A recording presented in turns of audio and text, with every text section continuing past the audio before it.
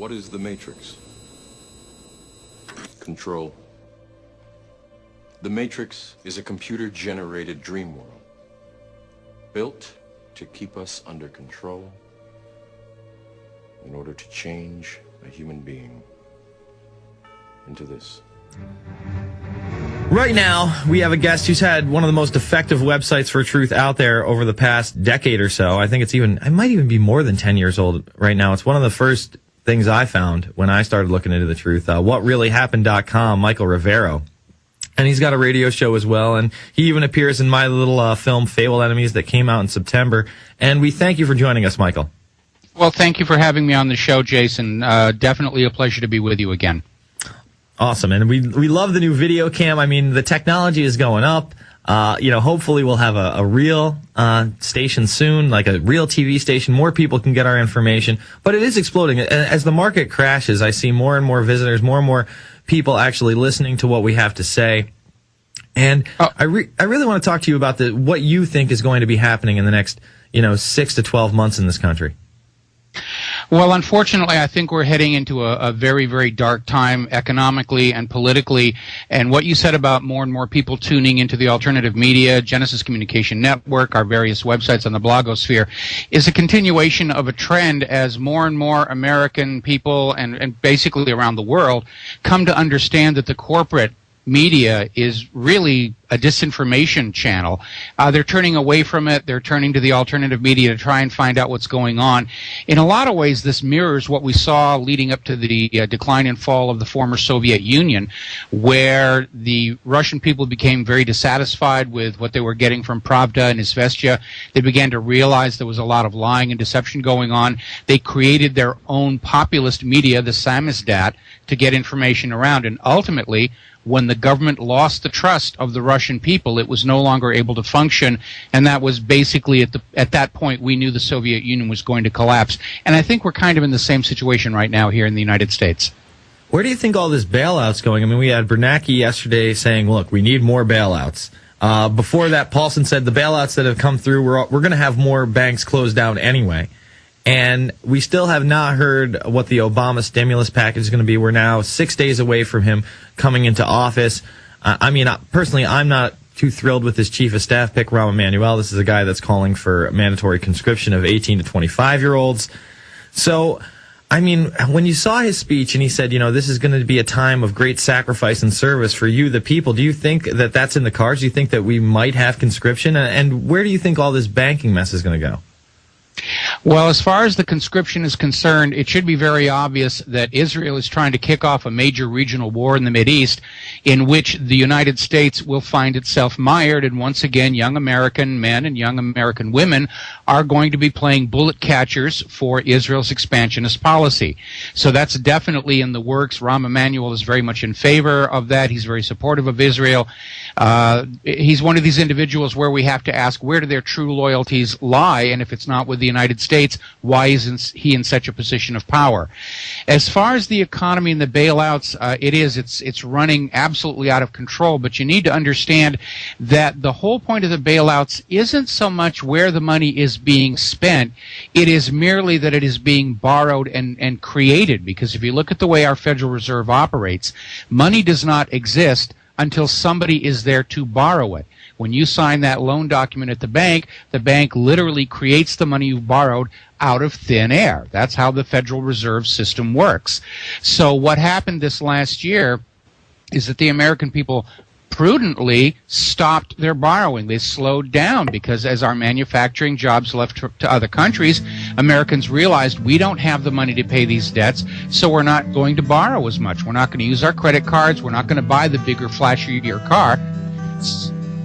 So the government is borrowing on our behalf. That's what the bailout is. And we'll be paying it back, but we're not going to have any jobs to pay it back, so we're going to be in an interesting situation. It's the Alex Jones Show.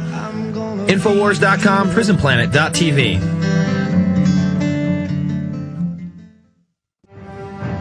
All right, folks, we are back. It's the Alex Jones Show. And a couple of other key appointments that we should really mention in the Obama administration that have occurred over the past couple of days. The fact that John Kerry is on board as the head of the Foreign Relations Committee. And, some people might think that's the greatest thing since breakfast. I don't know. I don't think it's the greatest thing ever. I mean, obviously, Kerry was a front in 2004 to throw the election to Bush. He won the election. He didn't demand a recount. He didn't demand they even really count the votes at all. And then his new climate czar, his pick is global warming czar, because we need a czar for global warming. Carol M. Browner, one of the 14 leaders of the socialist group Commission for a Sustainable World Society, which calls for global governance. Of course, when the Washington Times printed this article and people got wind of it, it was taken off within hours. So really not impressing me so much with the cabinet. I mean, he actually cracked jokes during the debate that he was going to have Hillary Clinton on his squad. Then him and Hillary snuck away together in D.C., snuck away together in D.C. on the weekend of the Bilderberg meeting. And Gergen actually talked about that meeting. They said there was a secret meeting. First, it was at Clinton's house. Then later, they said it was at Dianne Feinstein's. My guess is that it was probably with members of the Bilderberg group. I kind of want to get your opinion on that too, Michael. But Gergen called it and said that they were probably talking about what her position was going to be, whether it was going to be Secretary of State or possibly somewhere else in the administration. What do you think about these backdoor secret meetings with Hillary Clinton? Do you think that they were over at the Bilderberg group? What's your opinion on that, Mike? Going on, and I think at the point where Hillary realized that she was not going to be able to win the nomination, she wanted to make the best deal for herself with Barack Obama and held over his head the nuclear option of getting her supporters to back John McCain. And I think up until the point that McCain picked Sarah Palin as his running mate, it was a credible threat. But I think John McCain erred on that, or maybe he was just looking at the way the country is headed and decided at the last second maybe he didn't want to be president after all, and said let's get a vice president that will end my candidacy, graciously, and I'll take the rest of my campaign war chest and retire quietly. But yeah, there's obviously been a lot of deal making going on. Barack Obama obviously has made a lot of deals, which is why we have so many of the old Clinton cronies showing up in his administration. And it is very distressing for people who wanted to listen to his message of change that we can believe in, because we're not seeing change. The guy in the Oval Office is different, but everything around him basically harkens back to the 1990s.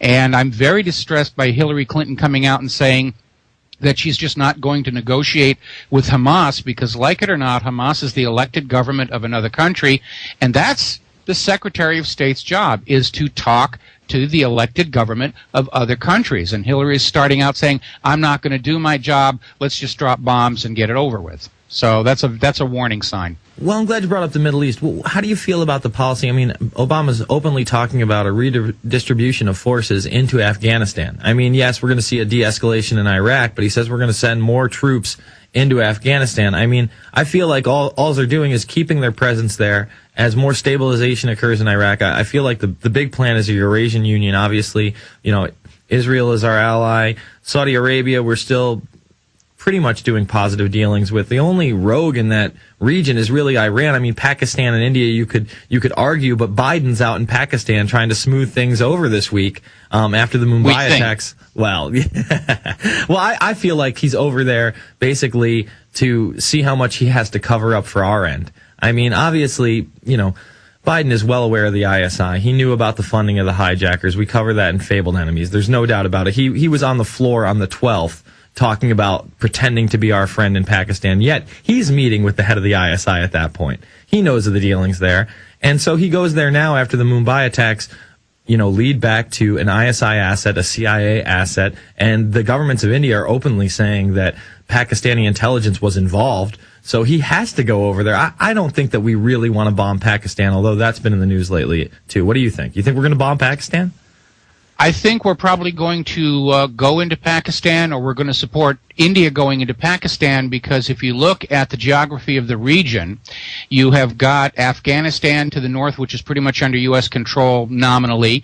You have India, which is very much an ally of the United States. For China to be able to send pipelines through to Middle East oil, they must go through Pakistan. So if we can turn Pakistan into a war zone, then that cuts China off from one of the resources they need industrially, and I think that's why there is so much pressure on Pakistan right now.